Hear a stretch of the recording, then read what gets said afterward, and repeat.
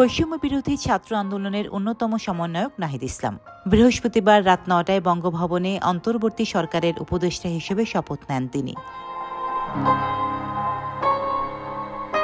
১৯৯৮ সালে ঢাকার ফকিরখালীতে জন্মগ্রহণ করেন নাহিদ। ঢাকার দক্ষিণ বনশ্রী মডেল হাই স্কুল থেকে ২০১৪ সালে এসএসসি পাশ করেন তিনি।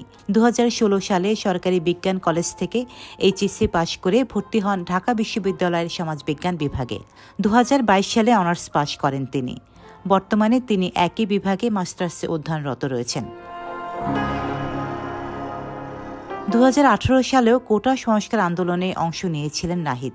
আন্দোলনের সময় তার সহপাঠী এবং সিনিয়র এক শিক্ষার্থীকে পুলিশ ধরে নিয়ে গেলে আন্দোলন গড়ে তোলেন তিনি।